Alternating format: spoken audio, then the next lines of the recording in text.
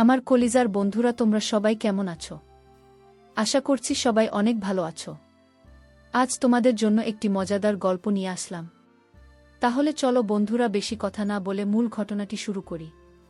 আমার মা অল্প বয়সে বিধবা হয় না, অনেকটা ভেঙে পড়েন। কারণ মায়ের বিয়ে হওয়ার 4 মাস পর বিধবা হন। আর আমার মা দেখতে অনেক সুন্দরী ছিলেন। বিধবা হওয়ার পর মাকে অনেকে বিয়ের প্রস্তাব দিয়েছে, কিন্তু মা তা কখনো গ্রহণ করেনি।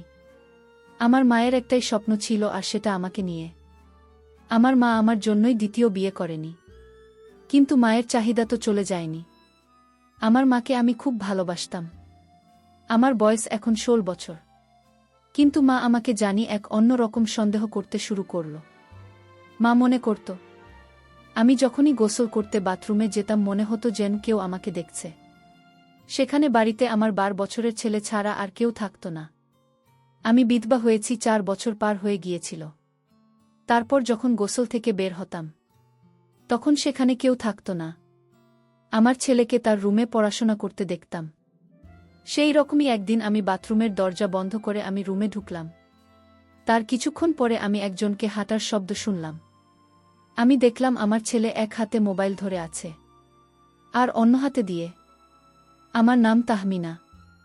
আমি যখন বিয়ে করি তখন আমার বয়স ছিল মাত্র 16 বছর, এবং আমার বিয়েটা ছিল একটি দুর্ঘটনা। কারণ এটি আমার বোনের বিয়ে ছিল এবং আমি আমার বোনের বিয়েতে খুব খুশি ছিলাম। আমি হাসছিলাম এবং নাচছিলাম। কিন্তু আমার বর বোন খুব বিষণ্ণ ছিল। বিয়ের সময় জানি না কার সঙ্গে বাড়ি থেকে পালিয়েছিলেন। আমরা যখন দেখলাম যে সে তার ঘরে নেই, তখন কন্যা পালিয়ে গেছে বলে আশঙ্কা করা হলো। এটা শুনে সেখানে খুব হইচই পড়ে গেল। যেখানে পালিয়েছে সবাই জানতে পারলে মান সম্মান চলে যাবে। কিন্তু এই বিষয়টি তখনও সবার মধ্যে ছড়িয়ে পড়েনি। আমার বোনের শাশুড়ি চিৎকার করে বলল, চলো ফিরে যাই। সবাই বুঝিয়ে বলছিল যে তুমি ফিরে এলে আমরা কাউকে মুখ দেখাতে পারব না। আমার ভগ্নিপতি সম্ভবত ইতিমধ্যে আমার উপর নজর রেখেছিলেন। তখন তিনি বললেন, তাহলে ছোট বোনের সাথে সম্পর্কটা করিয়ে দাও, যাতে তোমরা সম্মানিত হব এবং আমরাও সম্মানিত হব। এরপরে লোকেরা যা কিছু করবে তা করবে। অন্তত তোমার মেয়ে দিয়ে তো হবে। আমি জানি না আমার বর বোন কি ভেবেছিল এবং বাড়ি থেকে পালিয়ে গিয়েছিল, কিন্তু তিনি সবাইকে বড় সমস্যায় ফেলেছেন। আমার ভগ্নিপতি সম্ভবত আমাকে পছন্দ করতেন, তাই তিনি তাৎক্ষণিকভাবে তা বললেন। তার মা তাকে থামিয়ে দিয়ে বলেছিল, এটা করো না। আমাদের এমন কোনো বাড়ির সাথে সম্পর্কিত হতে হবে না যেখানে একটি মেয়ে পালিয়ে গেছে। এটা কি ধরনের মানুষ আমি জানি না, তারা কিভাবে তাদের মেয়েদের লালন পালন করেছে, কিন্তু আমার ভগ্নী বললেন তাকে আমাকে বিয়ে করতে হবে। তখন আমার বয়স ছিল মাত্র 16 বছর। আমার বিয়ে দিয়ে দিল, এবং আমার ভগ্নিপতি, যিনি এখন আমার স্বামী ছিলেন, সে আমার চেয়ে 10 বছরের বড়। আমার বড় বোন পালিয়ে গেল, কিন্তু সে আমার প্রাণ নিয়ে গেল। আমি জানি না সে কোথায় ছিল, কিন্তু সে জন্য আমাকে আমার শ্বশুরবাড়িতে অনেক কিছু শুনতে হয়েছে। আমার মনে হচ্ছিল যেন আমি পালিয়ে আসি। কিন্তু অদ্ভুত ব্যাপার হলো, আমার স্বামী আমাকে খুব ভালোবাসতেন।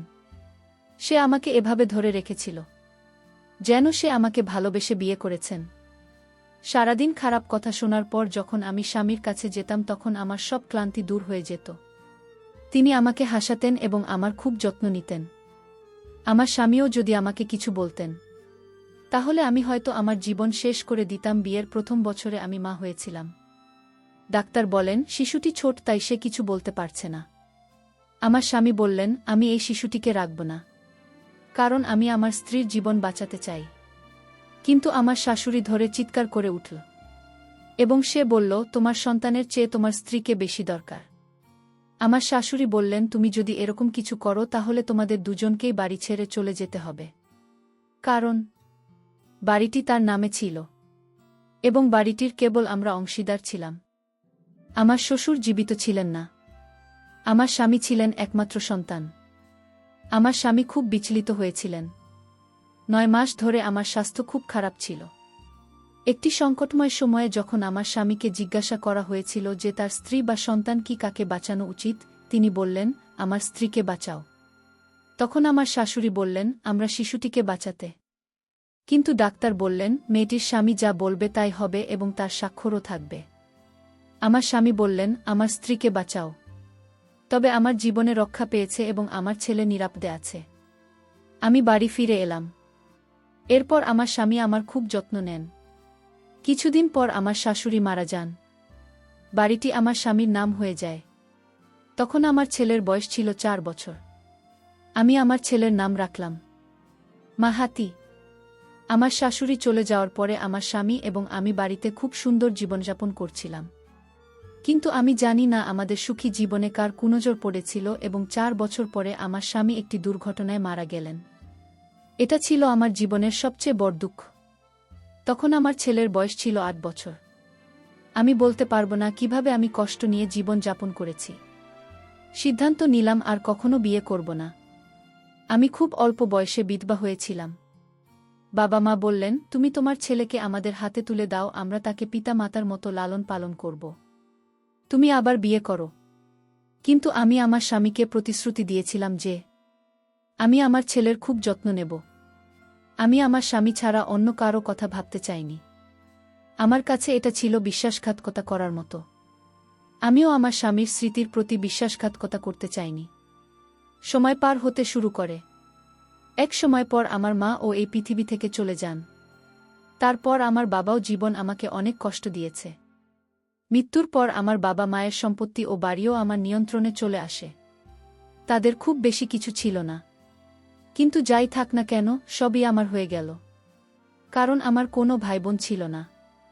এবং আমার বড় বোন যখন থেকে বাড়ি থেকে পালিয়েছিল, কেউ জানত না সে কোথায় আছে। আমার মা বলতেন না জানি কোথায় আছে, জানি না সে বেঁচে আছে কি না। মেয়েরা ঘরের বাইরে চলে গেল, সমাজ তার সাথে খুব খারাপ করে দেখে। তিনি যদি কন্যা সন্তানের মা হন তবে তার মেয়ের জীবন ধ্বংস হয়ে যাবে।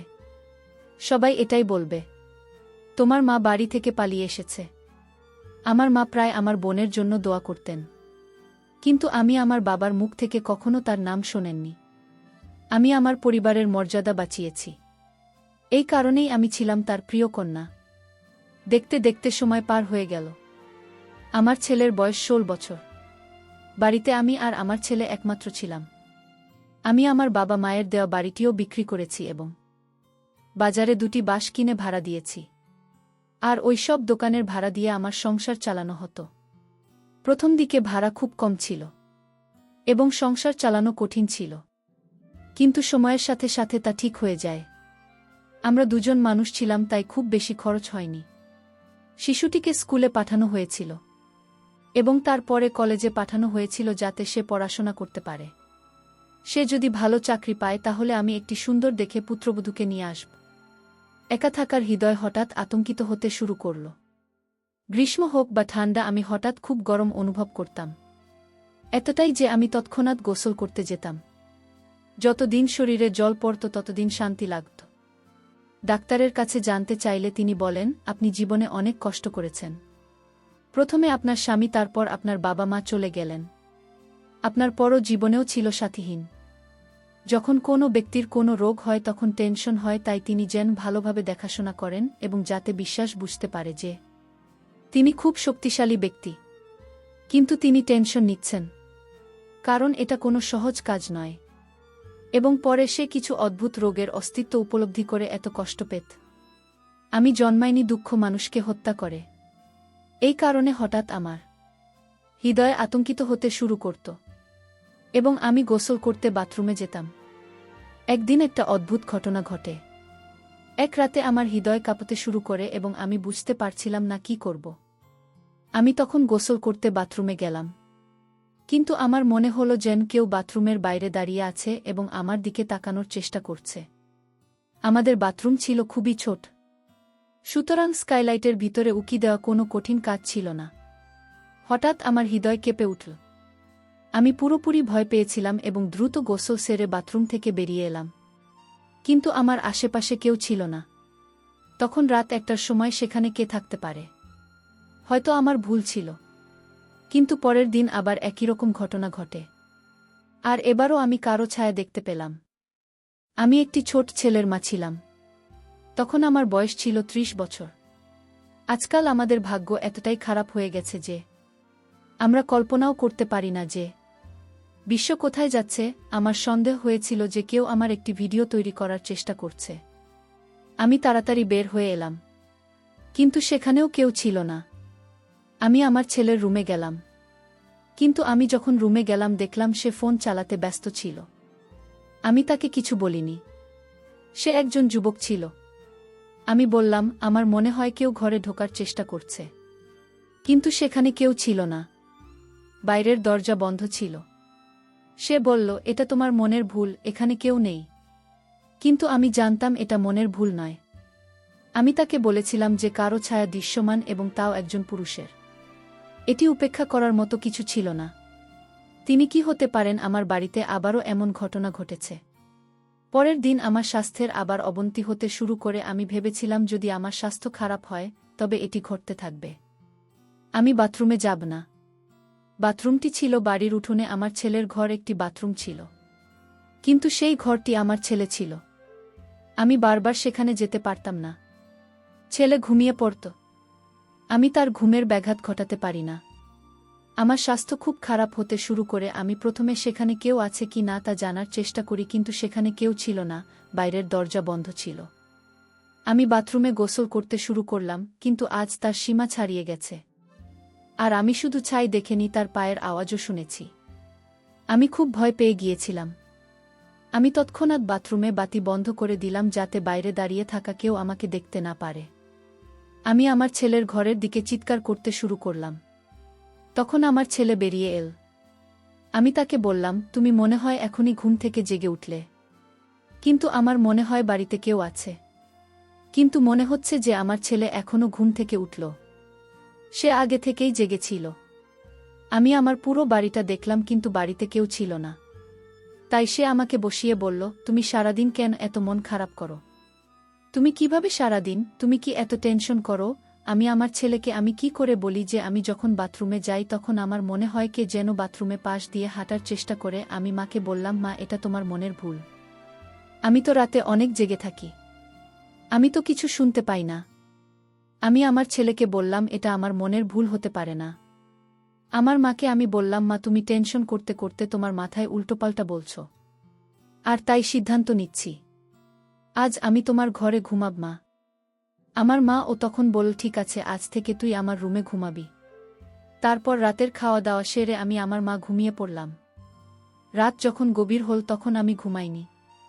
আমার মাটি কি ঘুমিয়ে পড়েছিল, মা যখন বিভোর ঘুমেছিল। আমি তখন মায়ের একটা পোশাক হাতে নিয়ে বাথরুমে গেলাম। গোসল করার ভান করলাম, কারণ আমি আজ দেখতে চাই আসলে কি আমাদের বাথরুমের আশেপাশে কেউ আসার চেষ্টা করে কিনা। আমি সেটার জন্যই বাথরুমে গোসল করার ভান করে গোসল করতে গেলাম। এর আগের দিন আমি বাথরুমের দেওয়ালে একটা ছোট ফুটো করে রাখলাম, যাতে মোবাইলের ক্যামেরা দিয়ে বাইরের দৃশ্য ভিডিও হয়ে যায়। তারপর আমি যা দেখছিলাম সেটা দেখে আমার মনে হল কলিজা বের হয়ে আসছে। আমি যখন বাথরুমে ঢুকলাম তখন একটি পায়ের আওয়াজ শুনতে পেলাম। আর ঠিক তখনই আমি আমার মোবাইলটা বের করে বাথরুমের ফুটোর মধ্যে ক্যামেরা চালু করে দিয়েছিলাম। আর ঠিক তখনই আমি গোসল করার ভান করলাম। আর ঠিক তখনই বাহিরের লোকটি আমাকে ভিডিও করার চেষ্টা করছিল। আমার গোসল শেষ হয়ে গেলে আমি আমার মোবাইলটা হাতে নিয়ে মায়ের রুমে চলে আসি। তারপর মোবাইলের মধ্যে আমি যাকে দেখতে পেলাম সেটা আর কেউ না, আমার খালা, অর্থাৎ আমার মায়ের বোন। আমি মাকে বললাম, মা, তুমি যখন বাথরুমে গোসল করতে যেতে তখন তোমার বোন বাথরুমের পাশে দাঁড়িয়ে থাকত। মা এটা জানার পর খালাকে ফোন করে বাড়িতে আনলেন। খালাকে জিজ্ঞেস করা হলে সে বলল, আমি তোমার সম্পত্তি পাওয়ার জন্য তোমার গোসলের ভিডিও বানাতে চেয়েছিলাম, আর সেটা দিয়ে তোমাকে ব্ল্যাকমেল করতে চেয়েছিলাম। তুই এত বড় লোভী হতে পারলি। আমি আরও আমার ছেলেকে সন্দেহ করতাম। আমি মনে করতাম আমার ছেলে মনে হয় বাথরুমের পাশে দাঁড়িয়ে থাকত, কিন্তু আজ জানলাম আমার ছেলের সঠিক ছিল। আমার বিশ্বাস ছিল কোনো ছেলে তার মায়ের সাথে কোনো খারাপ আচরণ করতে পারে না। বন্ধুরা, সম্পত্তি পাওয়ার জন্য মা হাতির মাকে তার বড় বোন ব্ল্যাকমেল করতে চেয়েছিল। প্রিয় বন্ধুরা, গল্পটি ভালো লাগলে অবশ্যই কমেন্ট করে জানাবেন। আর নিয়মিত এমন আলাদা স্বাদের গল্প শুনতে ভিডিওটিতে লাইক এবং চ্যানেলটিকে সাবস্ক্রাইব করে সাথেই থাকুন। আর হ্যাঁ, নোটিফিকেশন বেলটি অল করে রাখবেন, যাতে পরবর্তী গল্প সবার প্রথমে আপনাদের কাছে পৌঁছে যায়। ধন্যবাদ বন্ধুরা, ধন্যবাদ সবাইকে।